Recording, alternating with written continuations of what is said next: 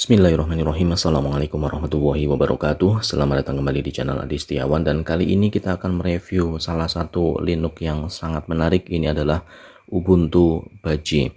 Ya, ini adalah Ubuntu yang menggunakan desktop environment Budgie, dan secara look and feel, begitu kita melihatnya secara sekilas saja, ini adalah salah satu distribusi Linux yang memiliki tampilan yang sangat cantik. Dan saat Anda pertama kali menjalankan Ubuntu Budgie, Anda akan disambut dengan Budgie Welcome, di mana di tampilan selamat datang ini Anda akan mendapatkan beberapa informasi perkenalan, mulai dari pengenalan apa itu Ubuntu Budgie, feature, getting started, installation help, online store, community, get involved, dan donate, termasuk opsi untuk langsung menginstallnya. Dan kita tengok dari introductionnya, Ubuntu Budgie itu fokusnya pada simplicity dan elegan. Kemudian ya, di sini ada informasi yang cukup banyak. Basisnya Ubuntu dan mengikuti sistem rilis Ubuntu. Jadi saat Ubuntu ada versi baru di bulan April dan bulan Oktober, maka Ubuntu Budgie juga akan merilis versi yang sama. Dan desktop environment-nya adalah Budgie Desktop. Ya, seperti itu. Kemudian karena Budgie Desktop ini seperti dibangun di atas GNOME, jadi ada beberapa aplikasi GNOME yang ikut disertakan. Kemudian secara features di sini tentu saja full feature dan tampilannya modern, yang nanti Anda bisa membaca ini secara lebih lanjut. Intinya banyak fitur yang menarik yang bisa Anda eksplorasi di sini. Itu dari sisi tampilan pertama kali saat kita menjalankan Ubuntu Budgie. Kemudian untuk informasi lebih lanjut, jika Anda tertarik untuk menggunakan Ubuntu Budgie, Anda bisa mengunjungi website resminya di ubuntubudgie.org. Simplicity and elegance in one package. Kemudian di sini ada beberapa informasi, tentu saja small but useful, dan beberapa editor atau kontributor di bidang Linux terutama juga banyak yang memuji Ubuntu Budgie, misalnya dari itsFoss, Perfect Blend of Ubuntu and Budgie Desktop, dan semacamnya, termasuk dari OMG Ubuntu juga menyatakan bahwa Ubuntu Budgie ini menyediakan ekosistem yang ya clean, modern looking, ya, seperti itu. Jadi secara pengakuan, Ubuntu Budgie ini sudah diakui bahwa termasuk distribusi Linux yang bagus. Kemudian untuk versi Ubuntu Budgie yang kita bahas saat ini adalah Ubuntu Budgie 21.10 yang dirilis 14 Oktober kemarin bersama dengan Ubuntu, dan ada beberapa highlight yang dituliskan di rilis yang terbaru ini, termasuk yang kita sorot saja di sini, Windows 11 layout. Ya, sekarang sudah seperti menjadi suatu kewajiban untuk Linux yang memiliki opsi kustomisasi lebih. Itu sudah ada opsi untuk mengubah tampilannya menjadi ala Windows 11. Kemudian juga sudah ada beberapa aplikasi yang berasal dari GNOME 40 dan GNOME 41.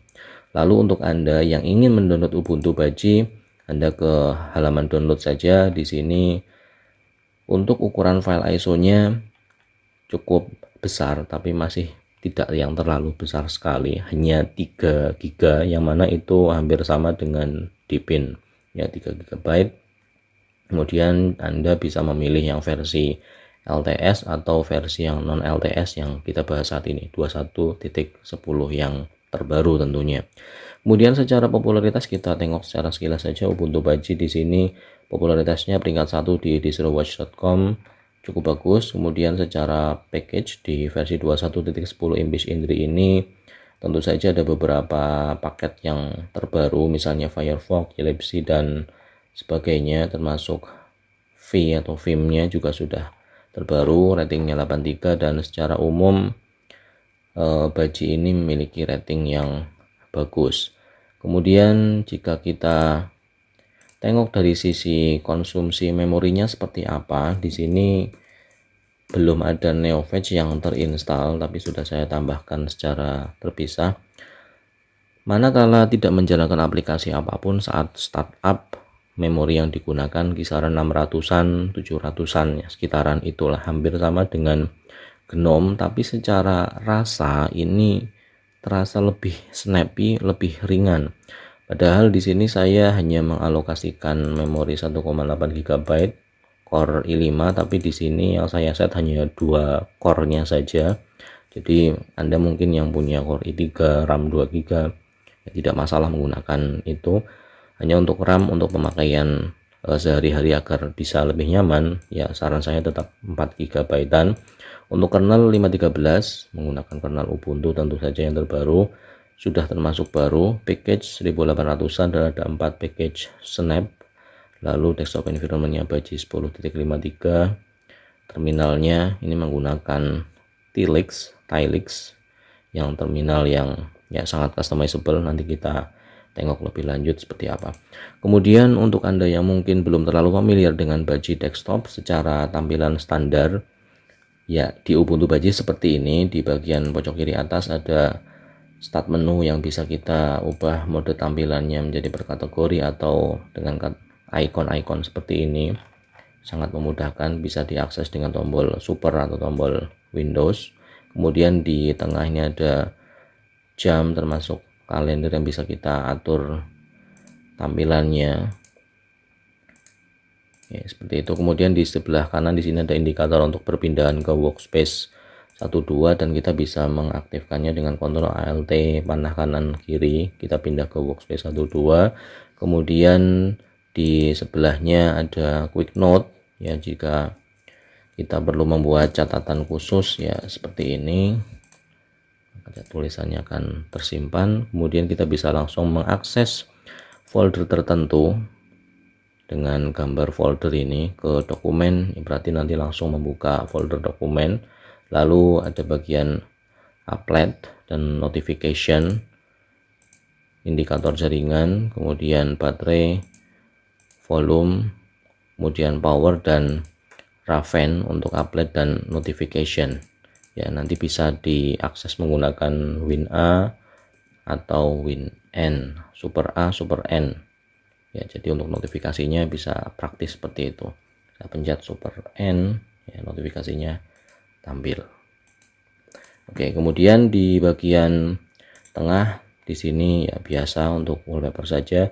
Di bagian bawah sudah ada Plank by default, jadi sudah ada docking sistemnya untuk membuat tampilan ala-ala Mac. Ya, ini sudah ada by default tampilannya seperti ini. Untuk Anda pecinta Elementary OS, ya bersiaplah di sini secara kustomisasi mungkin lebih customizable daripada Elementary OS. Kemudian kita tengok dari sisi aplikasi bawaannya. Ya, di sini saya coba dalam mode yang per kategori saja biar lebih urut. Di bagian aksesoris tentu saja ada Archive Manager untuk manajemen zip RAR dan sebagainya. Kemudian ada fitur backup, change your backup setting, manage Baji on ARM and Raspberry Pi, kalkulator, ada Catfish file search untuk melakukan pencarian file secara lebih cepat, manajemen disk, dokumen sender, dokumen file untuk PDF. Kemudian file explorernya ya di sini tampilannya seperti ini, minimalis tapi ya bisa kita custom tampilannya. Ini mengingatkan saya dengan tampilan yang ada di Nemo milik Linux Mint Cinnamon. Kemudian ada install firmware, kemudian font, ada maps juga ya, tentu saja aplikasi peta sederhana, menu editor untuk mengubah tampilan start menunya agar bisa Anda kategorisasikan sendiri. Kemudian Plank di bagian bawah ini tentu saja sudah aktif by default dan preferensinya bisa kita atur, temanya mau transparan, default GTK plus atau mate, posisinya ada di kiri tengah, kiri kanan atas bawah. Kemudian alignment center, icon size nya kalau kurang besar ya bisa Anda perbesar, zoom icon kalau ini aktif akan ngezoom, kalau tidak ya tidak. Ya seperti itu. Behavior dan dockletnya tentu bisa dikustomisasi sendiri, itu untuk Plank preferences. Screenshot di sini screenshot yang ya seperti yang ada di GNOME, ini 40 beta berarti ya bawaan dari GNOME 40, simple tapi tetap fungsional. Kemudian text editor juga, ini text editor simple secara tampilan tapi tetap fungsional, ini juga diambil dari GNOME 40.1. Oke, minimalis. Kemudian ada window shuffler control, ini salah satu fitur yang menarik di sini untuk Anda yang mungkin pernah mencoba Pop OS. ada fitur tiling. Nah, di Ubuntu Baji yang kali ini kita review juga ada fitur untuk shuffler juga. Kita bisa mengaktifkan resizing and moving windows in custom grid. Di sini ada banyak opsi, misalnya enable quick grid, control alt s. Ya, jadi nanti kita kalau membuka aplikasi baru, misalnya saya membuka Tilix terminalnya, saya pencet pojok kiri atas, ya dia akan yang ini pindah pojok kiri atas, saya pilih kanan bawah, ya dia akan pindah. Jadi kita bisa melakukan manajemen tilingnya seperti ini. Ini yang kotak 4 ini bisa kita disable dengan enable quick grid, tapi untuk mempermudah bisa kita lakukan seperti itu, diaktifasi dengan Ctrl Alt S. Kemudian selain itu tentu saja di sini ada beberapa pengaturan untuk manajemen tilingnya juga, expand horizontally, kontrol super panah kanan dan sebagainya. Lalu ada tile all windows to grid, langsung kontrol super A, kita bisa memanajemen layouting windownya. Kemudian ada pengaturan layout juga yang bisa kita atur sendiri, window rule, lalu untuk applet dan sebagainya. Ini untuk lebih ke arah manajemen tiling windownya. Kemudian sudah di game, ya ada beberapa game bawaan 2048, ya tentu Anda sudah mengenal game semacam ini. Kemudian Air Raya Solitaire, Mahjong, Main, Sudoku sudah ada by default. Kemudian untuk grafik di sini ada aplikasi drawing sederhana, ya simple tapi secara visual ini bagus, terlihat tajam seperti keseluruhan tampilan yang ada di Ubuntu Baji ini. Kemudian ada image viewer menggunakan Citam, image magic, ini library standar. Tadi saya menginstal NeoFetch, ada ini terinstall sepertinya. LibreOffice Draw sudah ada. Untuk internet minimalis tapi fokus utamanya memang seperti itu. Di sini ada Firefox, kemudian terbaru tentunya Mozilla Thunderbird untuk email dan transmission untuk mendownload lewat BitTorrent. Untuk Office ini ada kalender dan LibreOffice. Yang good newsnya ini sudah versi yang terbaru, versi 7.2, dan tentu saja umumnya distribusi Linux berbasis Ubuntu belum ada Microsoft Phone. Jadi untuk Anda yang ingin langsung menggunakan ini untuk perkantoran, ya Anda perlu menginstal Microsoft Phone dengan sudo apt install ms-core phones. Ya tentu sudah sering saya ulas seperti itu, tapi LibreOffice-nya baru, ini kabar yang menyenangkan.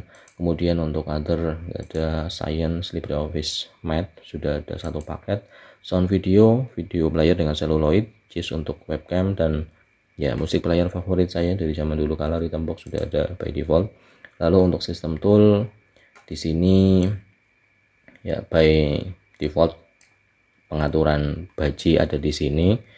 Kita skip dulu untuk lanjut yang lain dulu. Ada Magnus dan onboard dan utility. Ini basic utility yang ya sering kita jumpai di kebanyakan Linux, mulai dari Asset Manager tadi sudah ya sekilas kita tengok. Termasuk untuk sistem monitor, ini adalah sistem monitor yang menggunakan GNOME. Di sini memori 901, cache 1.4 GB, swapnya bisa terpakai 490 MB. Tapi ya terlepas dari Anda menilai ini kecil atau besar, yang jelas secara performa itu lebih penting. Di sini performanya terasa snappy. Kemudian kita cek di bagian additional driver. Ini tentu saja untuk configure third party and proprietary driver, urusan driver lah seperti itu. Kemudian ya kita ke bagian customisasinya sekarang. Yang paling menonjol dari Ubuntu Baji ini adalah yang pertama tentu saja tampilannya bening. Kemudian dari dulu ada beberapa opsi tampilan. Ini tampilan yang standar, dimana kita bisa mengganti widgetnya atau tema windownya menjadi tampilan yang lain. Misalnya saya ubah jadi Pocillo Slim, ya jadi lebih apa ya, lebih ke arah light slim. Kemudian bisa kita ubah juga dengan arc yang sudah ada by default. Jadi tampilan look and feel-nya jadi ya lebih cerah seperti itu.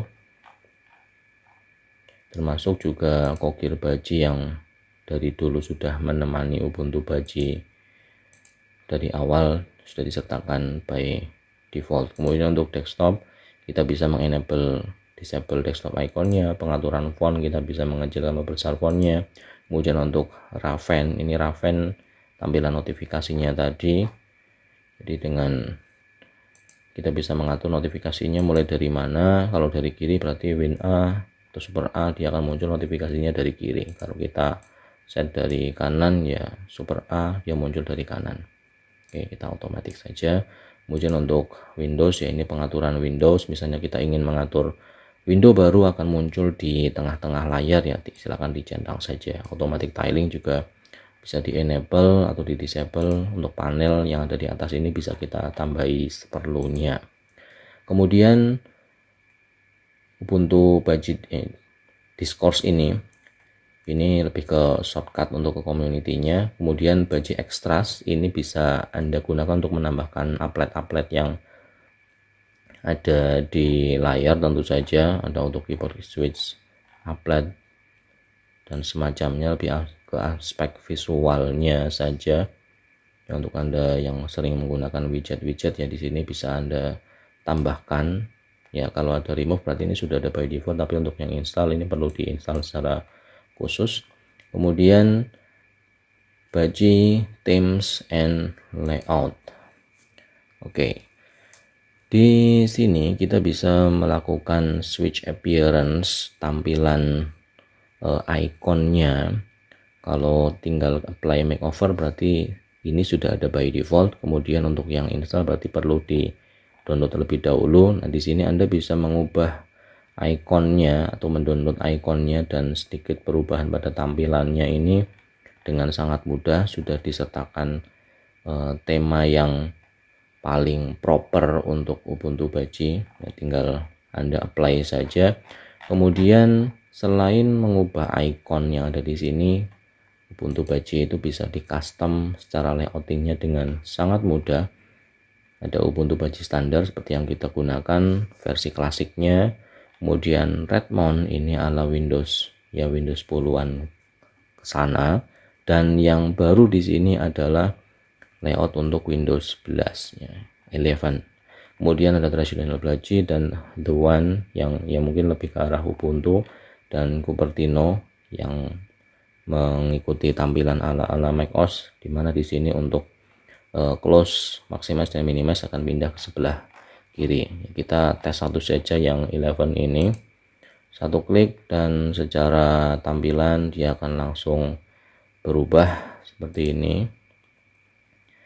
Oke, secara sekilas ya tentu ini sudah langsung jadi. Kita tidak perlu memindahkan panel secara manual, tidak perlu menghilangkan plank dan semacamnya.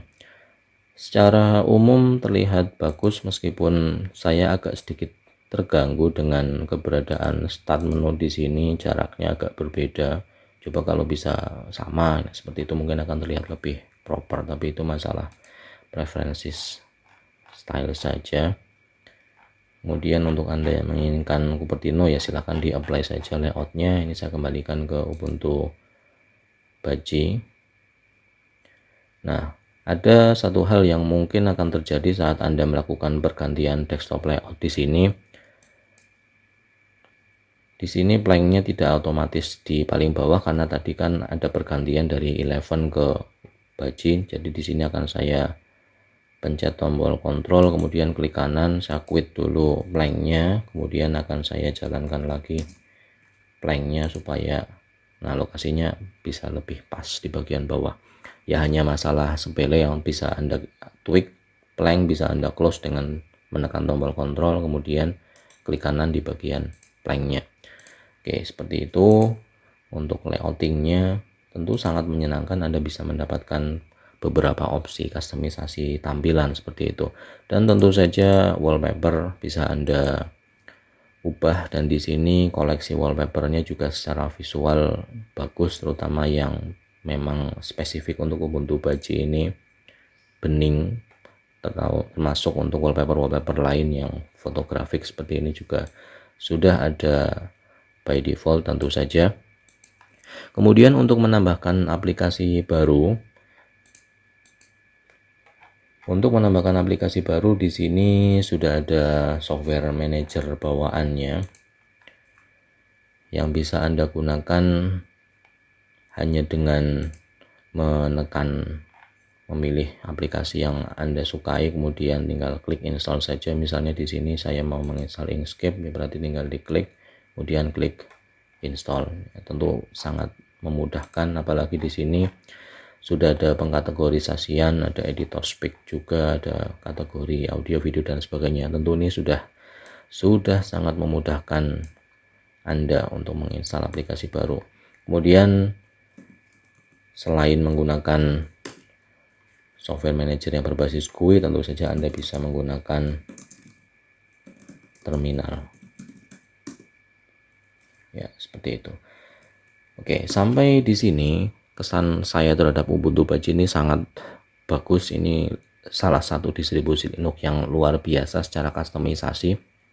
Belum lagi secara opsi tiling window tadi, kita bisa mengatur tilingnya secara fleksibel. Bahkan tidak hanya di level windownya, di level terminal, Tilix ini termasuk terminal yang fleksibel.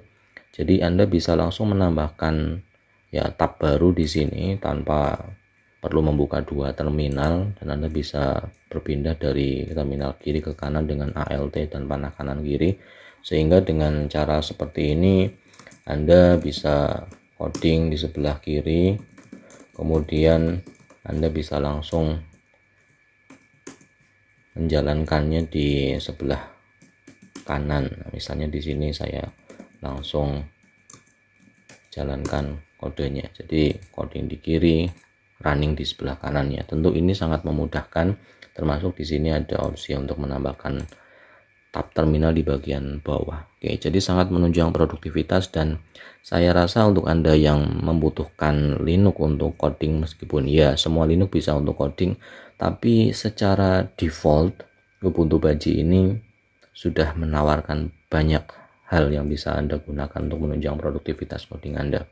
Untuk compiler di sini memang belum ada banyak ya. Python tentu saja sudah tersedia by default, kemudian Perl tentu saja sudah ada, tapi itu tidak ada masalah. Anda bisa menambahkan compiler yang Anda butuhkan sendiri. Anda butuh Node.js, ya tinggal Anda install Node.js, ya ekstrak saja dari website yang terbaru. Oke, kemudian kelebihan Ubuntu Budgie ini secara umum, yang pertama tentu saja tampilannya ini bening, sangat nyaman di mata, kemudian bisa banyak layout, kustomisasi, tiling tampilannya dan sebagainya. Tentu ini sudah cukup untuk meyakinkan Anda agar menginstal Ubuntu Budgie untuk pemula sekalipun.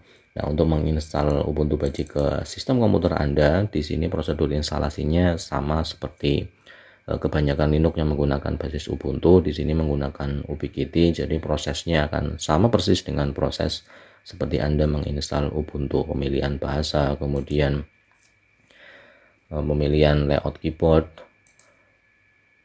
lalu ya pemilihan mau normal installation, sehingga nanti semua aplikasi yang ada di sini nanti ikut terinstall, atau mau memilih minimal installation, hanya basic utility-nya saja. Kalau saya tentu yang normal saja.